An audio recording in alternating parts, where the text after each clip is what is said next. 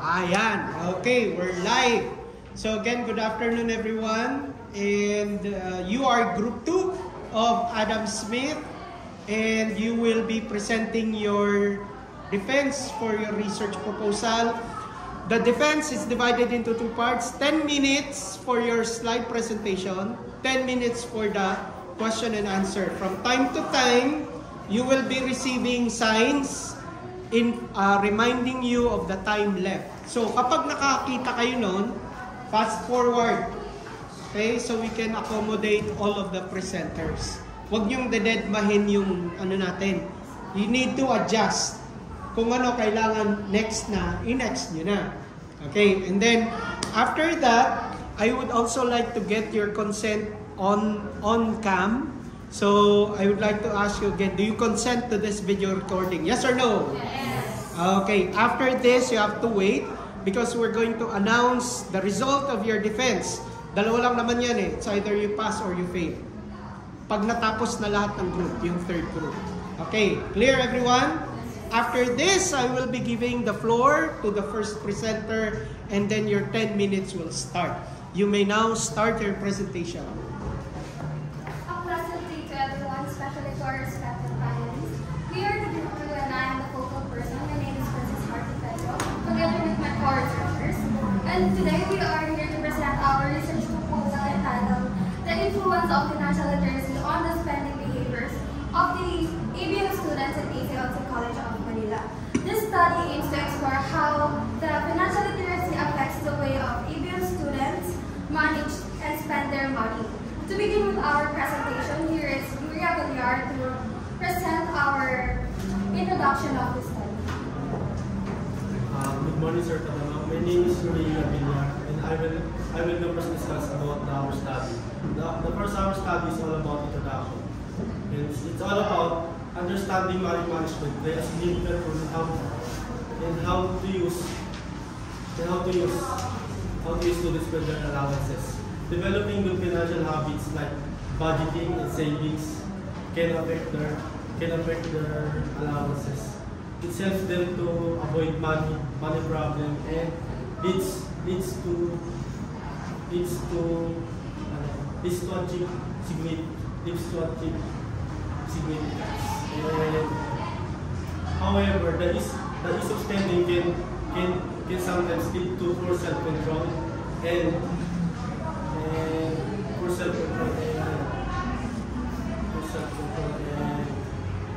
big financial management. Therefore, financial literacy program should focus on building practical research on the school. Therefore, financial literacy should focus on wiser financial decisions. And that's all, sir. And the next presenter is Mark Pagatan Judel. He will present about background of the study. Good morning, sir. Our background of the study highlights the urgent need for financial literacy, especially among younger generation na lumalaki sa isang hindi talaga knowledge kung saan napakadaling gumastos tulad ng online shopping and wallet, purchasing things na gusto nila pero hindi naman nila. Financial literacy is important because tinuturuan ito ang mga student to make proper decision about money tulad ng saving, budgeting, and saving para makaiwas sila sa utang and maging financial independence. That's my goal. The next presenting is the SOP, and I call Charlie Gumigan for the SOP. Good day, sir. I am Charlie Gumigan that will present our statement of the problem. Our study will provide clear understanding of how financial literacy affects the everyday decision of ABM senior high school students. This will also help us on their knowledge in managing money and to budget to write expenses. Now let's call on how to discuss the theoretical and conceptual. What did you present? SOP. The SOP. How many SOPs do you have? 3. Oh, sige, mamaya ako natatanong ko. For the theoretical and conceptual framework, our study is guided by the Organization and Economic Cooperation Development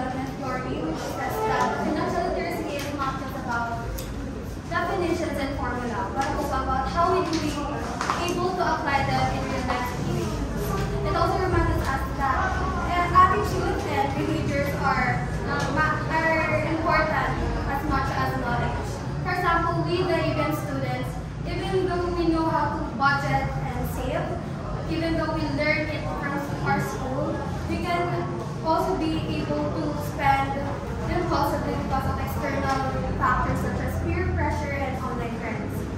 So for our framework, we focus on connecting what students know, how they feel about money, and how they actually allocate spending. In our conceptual framework, we show the process of how we will be able to prepare the surveys and analyze the data, or to measure the connection between financial literacy and spending habits. In continuation for the hypothesis of our study, our hypothesis states that there is no significant difference between financial literacy and spending behaviors. For the significant study, here is Denise Manalang to discuss the picture. Good day, Sir Anne. My name is Stevenson. For the significance of the study, this study is important because it helps different people. For students, it teaches them how to use their money wisely, save and avoid unnecessary spending. For teachers, it shows where students struggle with money so they can guide them better. For school administrators, it helps in creating programs to improve the students' financial skills. And business owners can also benefit by learning how to manage their money well. Finally, it provides researchers with useful information for future studies. And for the next presenter is Elena Cruz to discuss scope and limitation. For the scope and limitation of our study, our research focuses only on given strand student of ECLC College of Manila for the year 2025 to 2026. We mainly look into allowance management, budgeting, and spending habits. We also recognize some limitation in our study, such as the small sample size, reliance, and reported data, and the inclusion of other strands. And despite these limitations, we believe that our findings will still provide valuable insights about financial students. And this is the end of my part. Now I will call Shubin Simpson to discuss definition of terms. A pleasant morning. My name is Shanika Simpson, and I will discuss. My name is Shanika Simpson, and I'm here to introduce the definition of terms. We would use this term to provide clarity and consistency in understanding the variables used in the research. And these are budgeting, spending behavior, financial choices, financial knowledge, financial literacy, financial planning, impulse buying, peer pressure, savings, and spending habits. But we only highlighted these 5 terms. I will define first the financial literacy. Okay lang. You don't need to define. Find it. Yes. Next.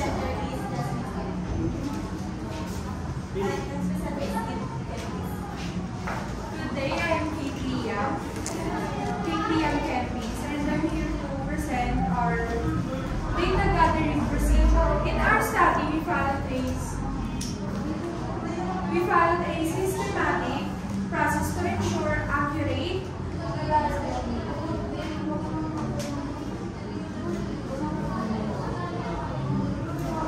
Moving on to the chapter 2 to the review of related literature. This chapter contains previous studies that support our research.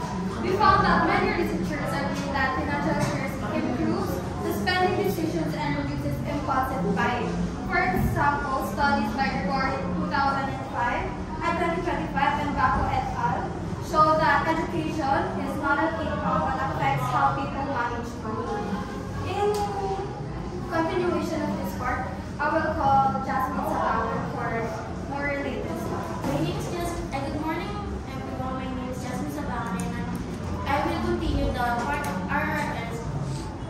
According to the Labon and Ball, being financially literate helps people manage money wisely and invest in financial well-being. But the NET et al. 2022 said that financial education teaches students. It's okay. Next na. Okay na yan. Moving on to the chapter 3, the research design and methodology. This chapter explains how we will be conducting style, which means we only describe and analyze what's already happening, and we didn't change or manipulate any variable. Next, I will call again Jasmine. Our respondents were senior high school education students from ACNC College of Manila. They were chosen because they are accurate, they were directly accurate in our context of study, and that they provide accurate information because they from their experiences. We selected students from different sections because we want to ensure that our data represent the variety of perspectives and experiences. I will go to the next presenter, you for data gathering. Data analysis. This process ensures that our results were accurate, ethical, and aligned with our objectives. First, percentage formula. Gumamit kami ng percentage formula para maipakita kung ilang porsyento ng respondents sa kabilang bawat category tulad ng age, grade level, at iba pa. For example, kung 20 out of 50 respondents ay grade 12, that means 40% sila ng total na participants. Pinili namin ito kasi mas madaling itong naipakita at naipakita.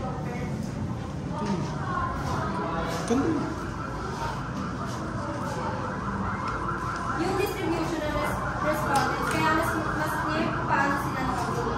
Second, mean formula, ginamit namin ang mean para makita yung average level ng financial literacy at spending behavior ng students. For example, gamit ang Likert scale, malalaman namin kung ang responses ay generally mataas o tama o bababa.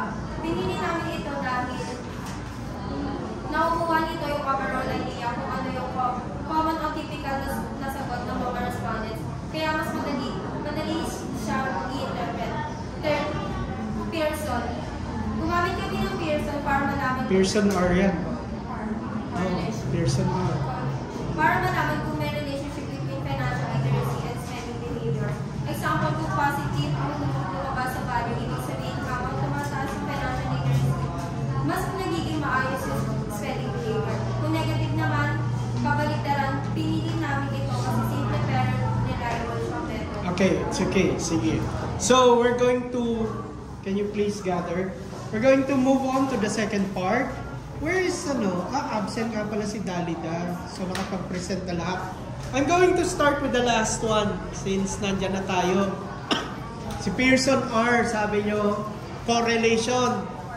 Meron kayong kino-correlate, meron kayong establish na relationships na dalawang variable. Can any one of you tell me ano yung gusto nyong hanapin na relationship na variable doon sa title? Anyone? Sige, go. What is the influence of financial literacy and spending? So, what are the variables that you want to correlate? Which one? Ano yun? Financial literacy and spending. Financial literacy and spending behavior. Ano yung financial literacy? Yes, knowledge about. Oo, yung knowledge nila. Are they, sino yung they? Yung respondents? Are they financially literate? Or expected respondents po is ABM students. So, you're assuming. That. But in research, you cannot assume. Dapat you have to be sure na financially literate sila. Diba? So, siguro yung ano niyan is kapag natapos sila ng subject na may kinalaman sa finance. Tama ba? Sila dapat ang respondents ninyo. Kasi sila yung sinasabi yung financially literate. Tama ba? Okay. Ako, sumagot si ano. O, yung iba naman sagot. Kanina may scope and delimitation of the study kayo. Tama? Pero ang narinig kong term is limitation. Is there a difference between delimitation and limitation? Tignan ninyo, nakalagay, delimitation. Compress kayo, compress. Para makita kayo. Ayan, delimitation nakalagay. Pero, ang binanggit kanina ni reporter ay limitation. O, di ba natatandaan natin? May pagkakaiba ba si delimitation at limitation of the study? Yes, there is. So, my point is, huwag niyong gagamitin parang interchangeably yung salitang limitation and delimitation. Okay? Alam niyo ba yung difference ng dalawa? Ano yun? Ang ano po, difference ng delimitation and limitation. Ang limitation po is hindi namin naisama dahil sa mga bagay na hindi namin kontrolado. Then yung ang ano, Kanino nyo nakuha yung definition? yung tulad po sa Kanino? Nino? dito. Oh, yan mismo yung definition ko eh. O yan yung pinakamadali, di ba, naintindihin? Delimitation naman po. is- Delimitation. Delimitation po. Ito naman po yung ano, naisama namin dahil hindi naman po bagay na sustainable sa stata lang. Anong method ang ginamit ninyo? Anyone? Anong surname mo? De la Cruz. Anong method ang ginamit? Anyone? Research method. Sino? Oh, go. Descriptive what? Ay, bakit descriptive? Di ba sinabi ko na sa inyo yan noong unang consultation? Kasi ang pre-present ninyo, may correlation kayo. Pero descriptive yung ginagamit ninyong method. So, ano ba dapat? Yes. Quantitative nga. Pero anong quantitative? Quantitative descriptive or quantitative correlation? Quantitative descriptive. So, tatanggalin nyo na yung correlation. Tama ba? I-describe ninyo kung ano yung epekto ng financial literacy sa spending behavior. Kasi kung kukunin ninyo yung relationship ng dalawa, ang method ninyo hindi na descriptive. Correlation na. So, mamimili kayo ha, pagdating nyo dun sa second research subject ninyo. Kung ang gagamitin nyo ba is correlation or yung descriptive. Okay, ano surname mo? Singson. Next, instrument. Sino gusto mag-discuss? Sige, yeah. Anong instrument ginamit? Anong instrument ginamit sa bangal? Sino ba? Oh, hindi. Wag na yun. Yung hindi pa nakapagsalita. Sino?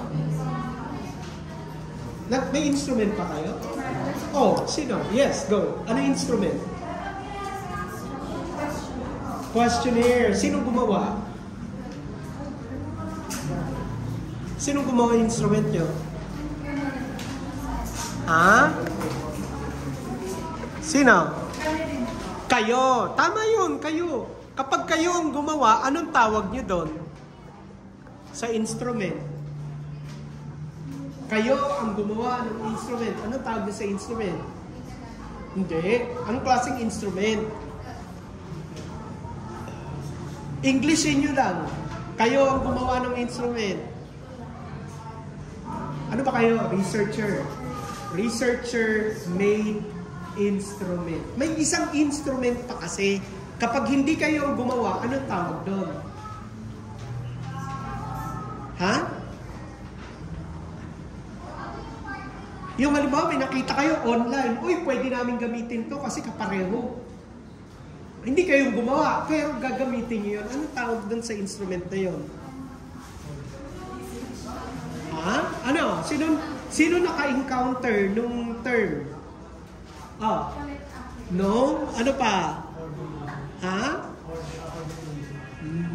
Ano? According to? Letter S. Ibig sabihin, nagamit na yun sa dating research, pareho naman sa inyo, pwede nyo gamitin. Standardized instrument. Kapag kayo gumamit ng hiram, ng ibang instrument sa iba, na ginamit sa ibang research, gagamitin nyo sa inyo, standardized instrument yun. Kapag kayo gumawa, anong tawag? Researcher-made instrument. Naku, marami pang hindi nakakasagot. O sige, doon naman tayo sa sampling ninyo, sa population. Sino ang respondents ninyo? Ilan? Sino pwede mag-discuss ng sampling method? Sagot kayo, sagot. Naubos na yung time. Oh, go. Surname? Ha? Kumigat. Okay, sige.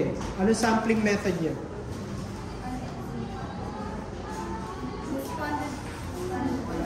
Sampling method. Paano nyo pinili yung sample? Yun yung sampling method. Gumamit ba kayo ng random sampling? O, yun, gano'n. O, sino? Yung hindi pa nakasagot. O, ano? Go. Sabangan. Random sampling. Anong random sampling? Dito ka. Anong random sampling?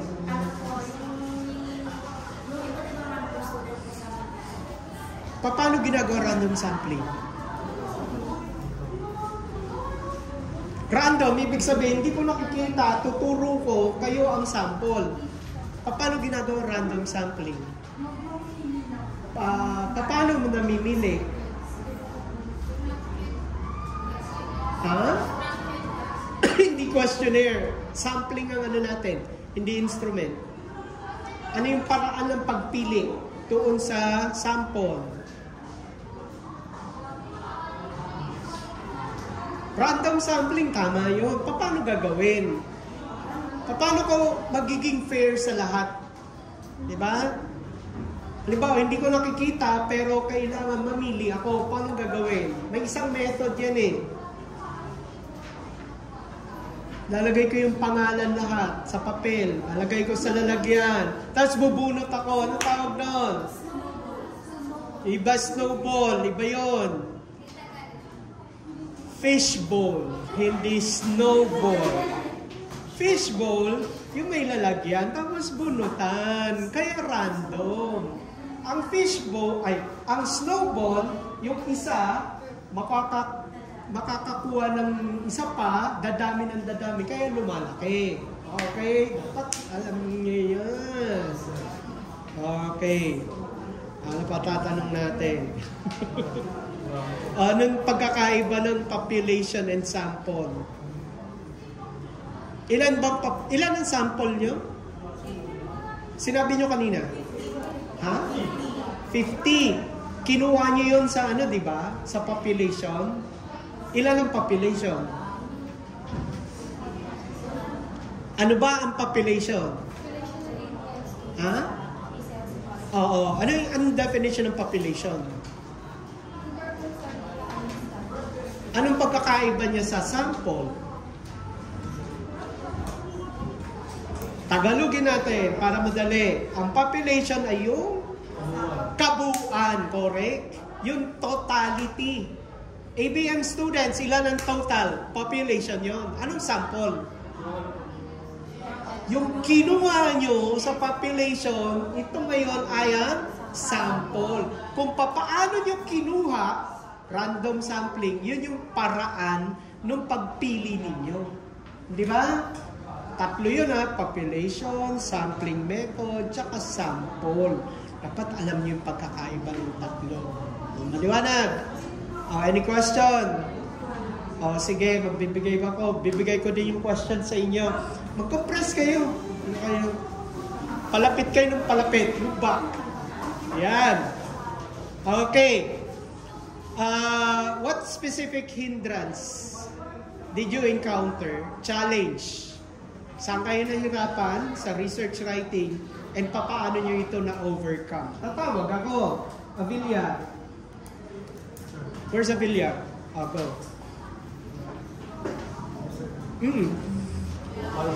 Anong challenge na encounter? Paano mo na-solusyonan?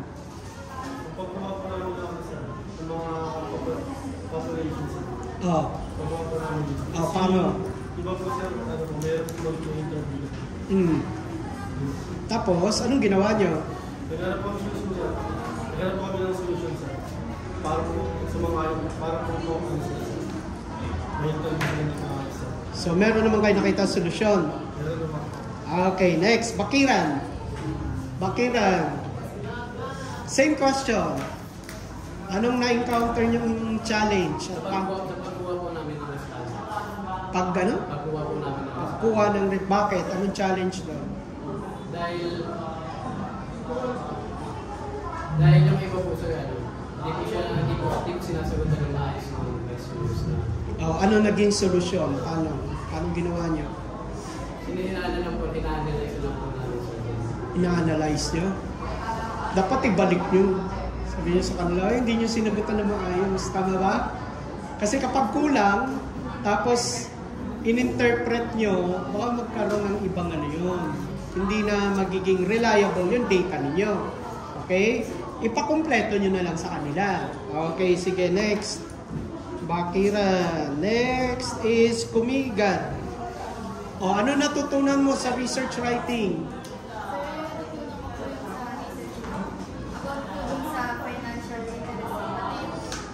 Ano ang financial literacy, Kumiga? Financial literacy.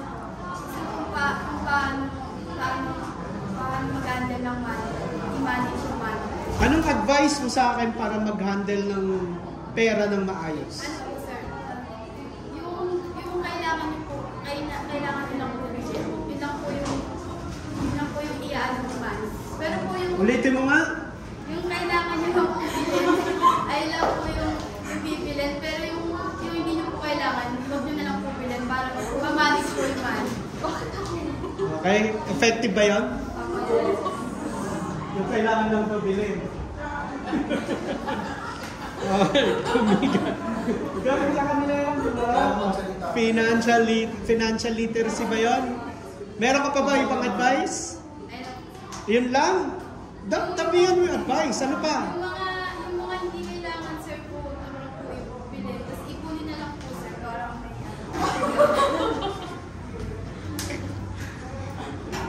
May ipon ba kayo?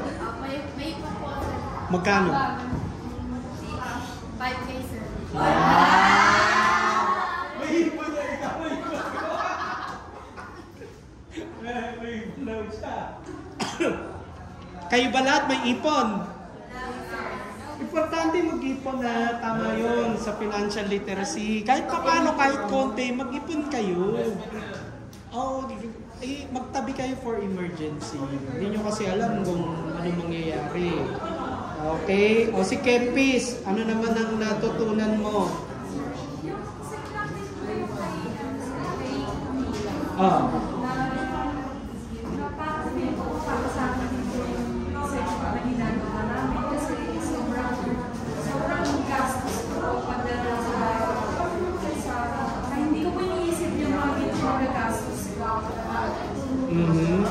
Okay, sige. Okay, Manala. Yes, ano, natutunan mo? Kung paano po mag-ipon ng tama sa pera. Tsaka din sa pag-ipon. Maliban sa financial literacy, ano pa? Yung tamang attitude, meron ba? Kagaya ng ano? Pakikipagrelasyon sa kanila. Meron ba kayong misunderstanding? Meron. Paano nyo na-encounter? Ay, paano nyo na-solusyonan? Na-overcome? Paano? Paano nyo in-improve yung communication? Kasi may miscommunication nga eh. Paano nyo, anong ginawa ninyo? Depend out na lang kung may problem sa isa. Set aside nyo yung emotion ninyo. Kailangan yung logic, di ba? Huwag yung puro tampo. Para magkaintindihan kayo, di ba? Yan. Alam po dito mo, Manalang. Ortiz, ano naman natutunan mo? About po sa pasensya po, habaan po yung pasensya ko. As listen po, kapag ka nakakontera, din lang po, i-set aside na lang po yung ano, para po matapos na. Na-practice mo ba yon? Pinahaba mo ba pasensya mo? O ikaw yung pinagpapasensyahan? Alin ka doon sa dalawa? O, dapat meron yun ha. Ano apelido mo? Ortiz. O sige. Sabangan. O sige, ikaw ano? Ano po, medyo po nahirapan po kami sa chapter 3 po. Tapos nung dumating po kayo sa buwan. Wow. Okay, plus 5. Argal. Yung mga pages niyo po sa YouTube na na-overcome po yung mga pangangailangan na hindi po namin i-adapt po. Kaya yun po nalaman po namin yung mga definition po. Okay, tapos na laban, panalo na. Sinabi niyo kasi, di ba? Okay. Before we end your research defense, kagaya na hinihingi ko sa ibang group, you have 1 second. Pag-desisyonan ninyo, ano yung shout out ninyo to end your video. Sabay-sabay kayo, tapos sisigaw ninyo. Go! Okay, ready? Ready? Oh, usog ng konti. Lakasan ninyo. Ready? Last shout. Ready? 1, 2, sabay-sabay. Go! Research the Okay, thank you very much. Okay.